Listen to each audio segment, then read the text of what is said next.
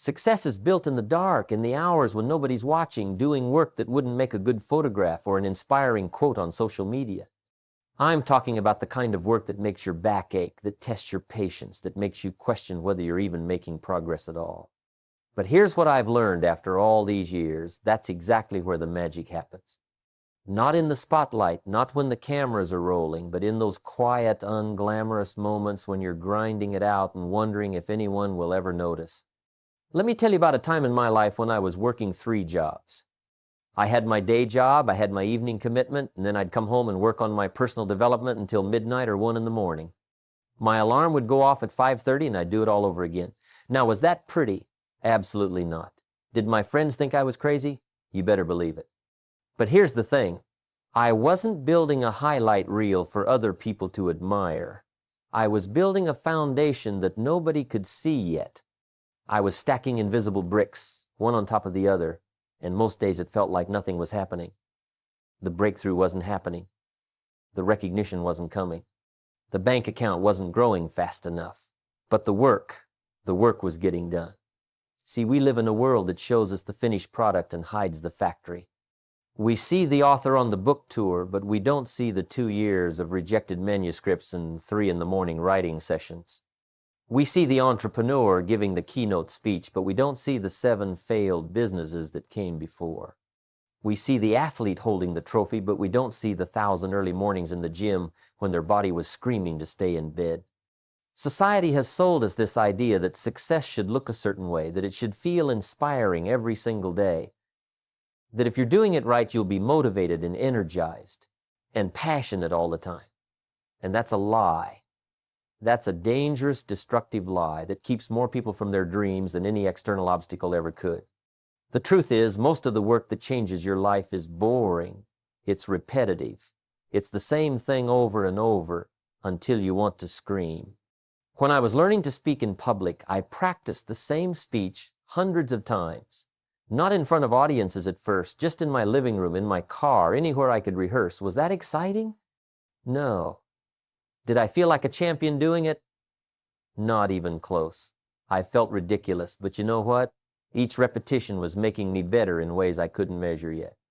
Each time through that material, something was changing in my brain, in my confidence, in my delivery. The work was working even when it didn't feel like it. Here's what most people don't understand. The grind is supposed to be hard. It's supposed to test you. If it was easy, if it was always fun, if it felt good every step of the way, then everyone would do it and it wouldn't be valuable. The difficulty is the filter. The unglamorous nature of the work is what separates the people who really want it from the people who just like the idea of wanting it. And let me tell you, there's a massive difference between those 2 groups. The people who like the idea of success, they show up when it's convenient, when they feel motivated, when the conditions are right. The people who really want it, they show up anyway. They show up tired, they show up discouraged, they show up when every fiber of their being is telling them to quit, and they do the work anyway. I remember talking to a young man once who wanted to build a business. He had this grand vision, talked about it beautifully, could paint you a picture of where he wanted to be in 5 years that would bring tears to your eyes. But when I asked him about his daily routine, about what he was doing today to build that future, he got quiet. He was waiting for the right time, waiting for more money, waiting to feel ready, waiting for some magical moment when everything would align perfectly. And I had to tell him something that hurt to hear. The right time is now, and it's going to look nothing like you think it should. It's going to be messy and confusing and frustrating, and you're going to do it anyway or you're not going to do it at all. You see, success isn't built in the moments of inspiration. Inspiration is wonderful, don't get me wrong. Those moments when you feel on fire, when you can see the vision clearly, when you believe anything is possible, those are beautiful moments. But they're rare. They're like holidays, special occasions that come and go. You can't build a life on holidays. You build a life on Tuesdays. You build it on regular, ordinary days when nothing special is happening and you still have to show up and put in the work. That's where champions are made, in the monotony, in the routine, in doing what needs to be done, whether you feel like it or not. And here's something else I've noticed over the years. The people who make it, the people who actually achieve what they set out to achieve, they stop waiting for the work to look a certain way. They stop needing it to be pretty. They develop this ability to find satisfaction in the process itself, not because the process is inherently satisfying, but because they know where it leads. It's like planting a garden.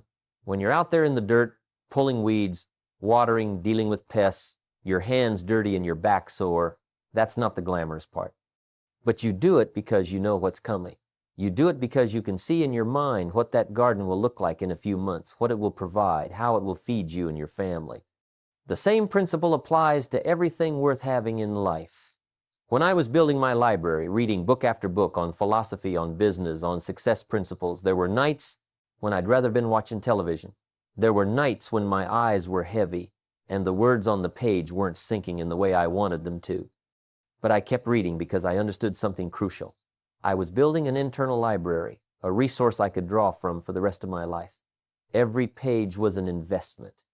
Every concept I wrestled with was making me sharper, wiser, more capable. The work wasn't always enjoyable, but it was always valuable. Let me ask you something, and I want you to really think about this. What are you doing when nobody's looking? What are you committed to when there's no applause, no recognition, no immediate reward? Because that's where your future is being built. Not in the public moments, not when you're on stage or getting praised, but in the private moments when it's just you and the work and the decision to keep going or to quit. Those moments define everything. They're the moments that separate the life you're living from the life you could be living. I've seen people with tremendous talent waste it all because they couldn't embrace the grind. They wanted the results without the process. They wanted the harvest without the planting season. And it doesn't work that way. It has never worked that way, and it never will. The universe has laws, and one of those laws is that you reap what you sow. But here's the part people forget. There's always a season between the sowing and the reaping. There's always a period where you're working and working and working and nothing visible is happening. The seed is underground, it's doing its work, but you can't see it yet. And this is where most people quit. They quit right before the breakthrough. They quit in the darkness, not knowing that dawn was just around the corner. So when I talk about the grind not being pretty, I'm talking about all of it. I'm talking about the early mornings and the late nights. I'm talking about doing the same thing over and over until you get it, right? I'm talking about the rejection, the failure, the moments of doubt that creep in when you're tired and discouraged. I'm talking about showing up on the days when you have nothing left to give and giving anyway. That's the grind. It's not photogenic. It won't trend on social media. Your friends might not understand it. But it works. It has always worked. And it always will work. Because consistent effort over time cannot be stopped. It's a force of nature. Now let me tell you about the moment that gets most people. It's not the starting line. Starting is actually easy because you're excited, you're motivated, you've got this fresh energy and everything feels possible. No, the moment that gets people is about 3 months in, sometimes 6 months, sometimes a year. When the newness is worn off and you realize you're still doing the same things over and over and the results aren't matching your effort yet, that's the moment. That's when people start dropping like flies. I've watched it happen hundreds of times. Someone starts a business with all the enthusiasm in the world. They're telling everyone about it, they're working late, they're reading books, they're making plans.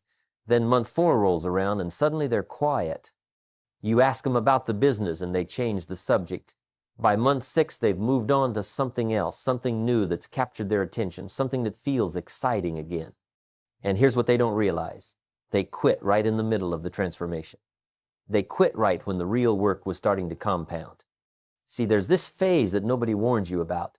I call it the ugly middle. It's that stretch of time where you're no longer a beginner, so you can't use that as an excuse, but you're not yet successful, so you can't use that as motivation. You're stuck in this in-between place, where you know too much to quit, but you haven't achieved enough to feel validated. And it's uncomfortable. It's supposed to be uncomfortable. That discomfort is doing something inside of you. It's building something, but most people can't see it, so they bail. I remember when I first started speaking after I'd gotten past the initial stage of just learning to put sentences together in front of people. I'd done maybe 50 speeches. And I thought I was pretty good. But then I'd watch myself on video or I'd get feedback and I'd realize how much further I had to go. And for a while there, I was in this frustrating place where I knew what good speaking looked like. I could recognize it in others, but I couldn't consistently do it myself. My expectations had outgrown my abilities, and that gap was painful. A lot of people quit right there. They can't stand being mediocre at something they care about. But here's what I learned. You have to be willing to be mediocre on the way to being great.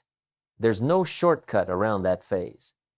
The problem is we're comparing our chapter 3 to someone else's chapter 20. We see the polished performance, the smooth delivery, the effortless success, and we think that's what it should look like for us right now. But we're not seeing their chapter 3. We're not seeing when they were stumbling, when they were awkward, when they were working twice as hard for half the results. Everybody, and I mean everybody, goes through the ugly middle. The difference is some people keep going and some people don't. Here's the truth about feelings. They're the worst possible guide for important decisions. Feelings change with the weather, with your energy level, with what you ate for breakfast. If you only work when you feel like it, you'll have a very inconsistent life. I learned early on that I couldn't trust my feelings to tell me what to do. Some mornings I'd wake up and feel like conquering the world. Other mornings I'd wake up and feel like staying in bed. But the work didn't care how I felt. The work was there either way. And the person I was becoming was being shaped by whether I did the work, regardless of my feelings, or whether I let my feelings dictate my actions.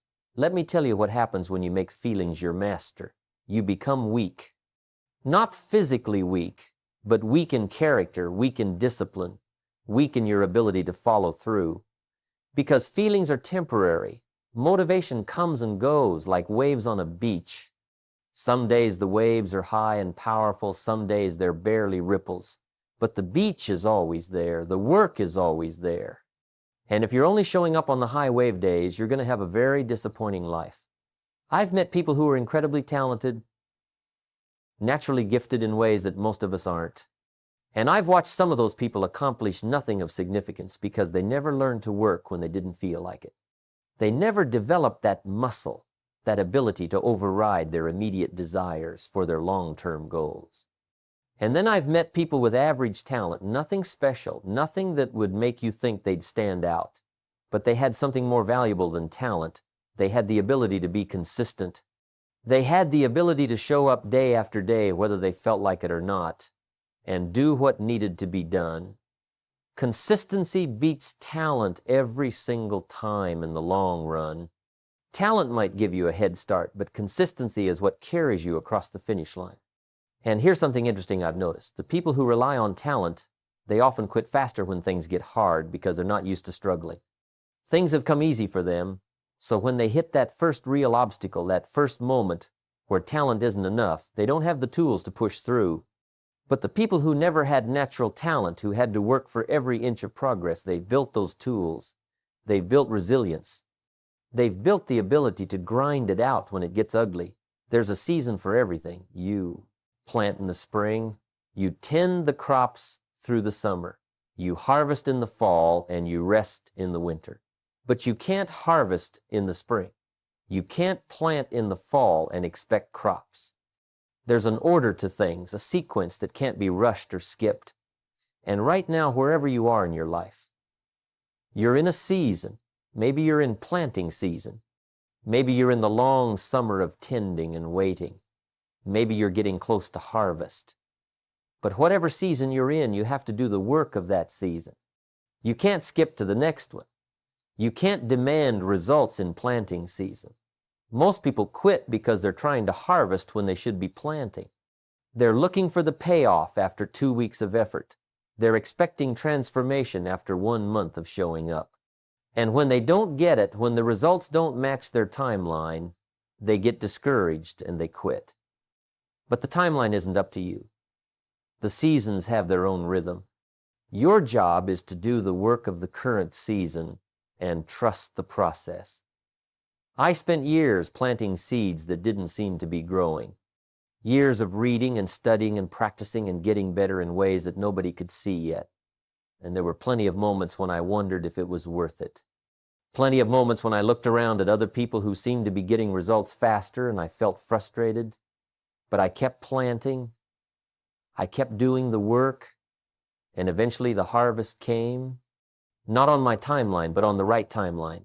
And when it came, it was bigger than I could have imagined because I'd planted so many seeds over those years. Here's what I want you to understand. The grind is where you prove to yourself what you're made of, not to other people, to yourself. Every time you show up when you don't want to, you're making a deposit in your self-respect account. Every time you do the work when it's hard and boring and nobody's watching, you're building evidence that you're the kind of person who keeps their promises to themselves. And that evidence accumulates. It builds your confidence in a way that no external achievement ever could. See, when you achieve something because circumstances were perfect and you felt motivated and everything aligned, that's nice. But it doesn't build deep confidence because part of you knows it might have been luck or timing. But when you achieve something because you ground it out, because you pushed through when everything in you wanted to quit, because you stayed consistent when it was ugly and hard, that builds unshakable confidence. That builds the kind of certainty in yourself that nobody can take away from you. The grind teaches you who you really are. It strips away all the pretense, all the excuses, all the stories you tell yourself about why you can't. In the grind, there's just you and the work and the choice you make every single day.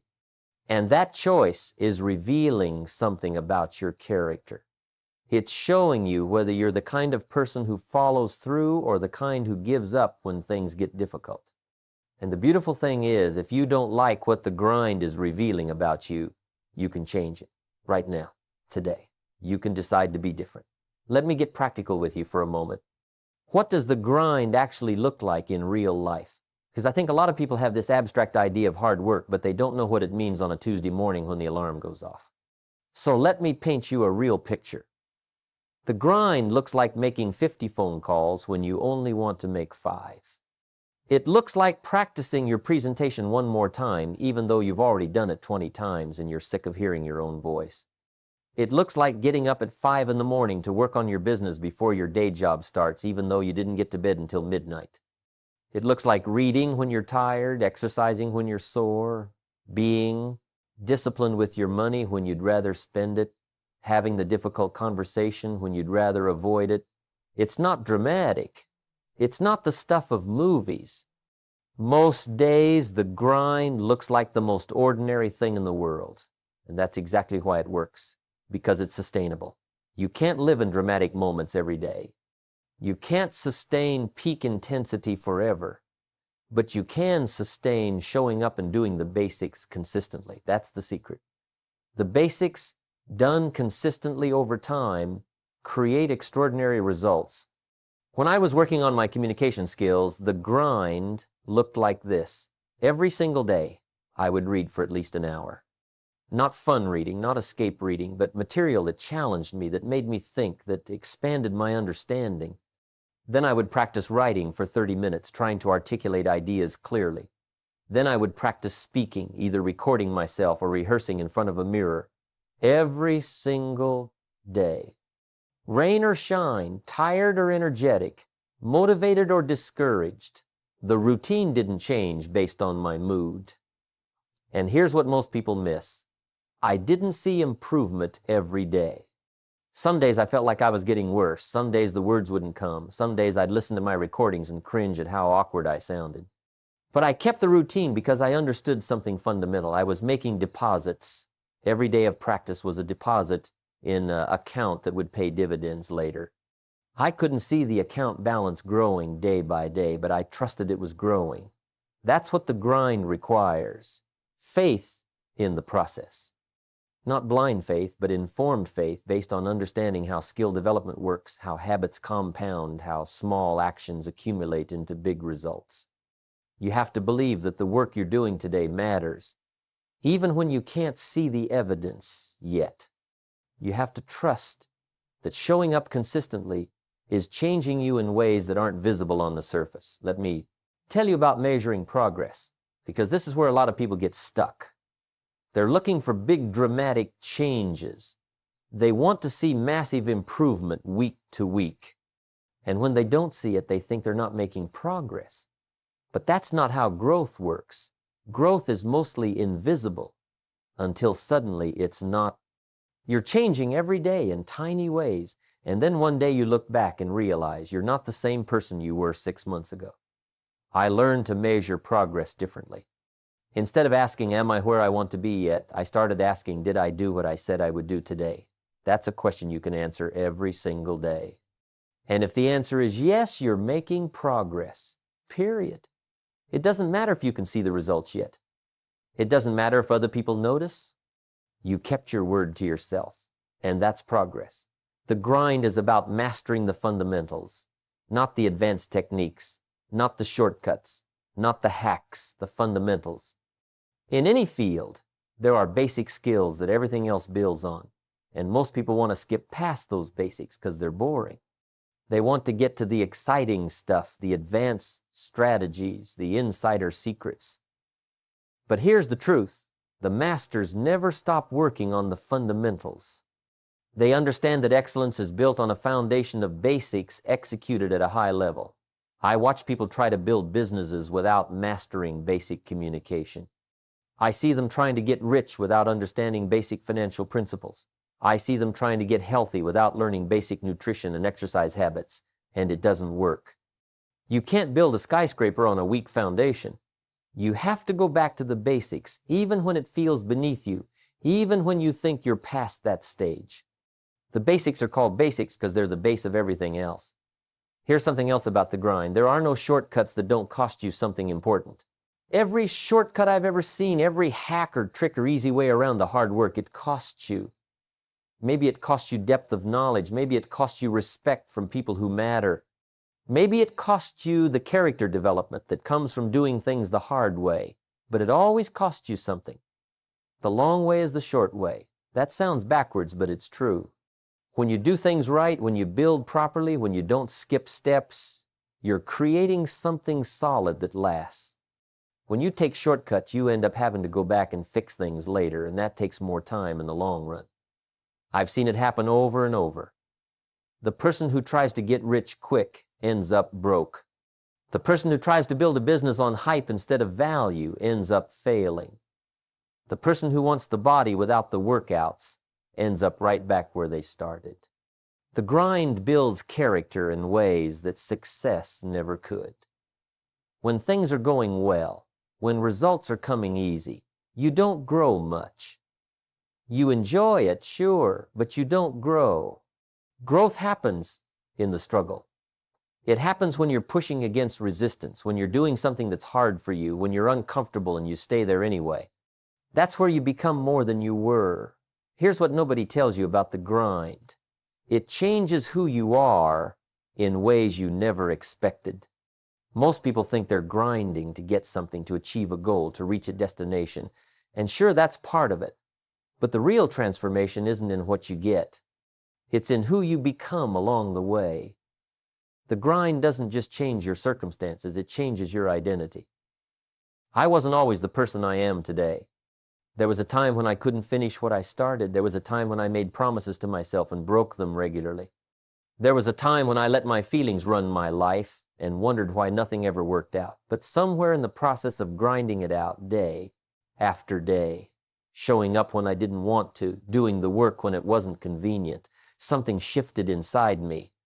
I stopped being the kind of person who quits and became the kind of person who finishes. And that shift, that identity change, that was worth more than any external achievement. See, when you commit to the grind, when you decide you're going to see something through no matter how long it takes or how ugly it gets, you're making a statement about who you are. You're drawing a line in the sand, and every day that you honor that commitment, you're reinforcing that identity. You're collecting evidence that you're the kind of person who does what they say they're going to do. And that evidence accumulates into something powerful, self-trust. Self-trust is the foundation of everything else. You can't build confidence without it. You can't take risks without it. You can't pursue big dreams without it. And you can't develop self-trust by talking about it or thinking about it. You develop it by keeping promises to yourself, especially the small ones that nobody else knows about. The promise to get up early, the promise to work on your craft, the promise to stay disciplined with your habits. Those private promises, kept consistently, build the kind of self-trust that makes everything else possible. I'll tell you something I discovered about persistence. It's not just about stubbornness or refusing to quit. Real persistence is intelligent. It's about staying committed to your goal while being flexible about your methods. A lot of people confuse persistence with doing the same thing over and over, even when it's not working. That's not persistence, that's foolishness. True persistence means you're constantly learning, constantly adjusting, constantly getting better while maintaining your commitment to the outcome. When I was building my speaking career, I didn't just give the same speech the same way for years. I was constantly refining it, watching what landed with audiences and what didn't, studying other speakers, reading about communication, testing new approaches. The goal never changed, but the methods evolve constantly. That's the grind, working the way it's supposed to. You stay loyal to the destination, but flexible about the route. And here's something beautiful that happens when you embrace the grind. It starts to affect every area of your life. The discipline you develop in one area bleeds into others. When you learn to push through discomfort in your business, you find it easier to push through discomfort in your health. When you learn to be consistent with your habits, that consistency shows up in your relationships. The person you're becoming through the grind isn't just better at one thing. They're better at being human. I've watched people transform themselves completely through commitment to the process. I remember a man who came to one of my seminars, overweight, broke, struggling in his marriage, no direction in life. He grabbed onto one principle: do the basics every day, no matter what. He started with his health, just walking 30 minutes a day and eating a little better. Nothing dramatic, but he was consistent. And as his body started changing, his confidence grew. As his confidence grew, he started applying the same consistency to his finances, then to his work, then to his marriage. 5 years later, I wouldn't have recognized him. Different body, different bank account, different relationship, different life, but most importantly, different person. The grind had rebuilt him from the inside out. That's what's possible when you stop looking for the easy way and embrace the process. The process isn't just about reaching a destination. The process is about becoming the kind of person who can handle that destination. Because here's something most people don't think about. Getting to where you want to go is only half the challenge. Staying there, managing it well, being the person who can sustain that level of success, that requires a different you.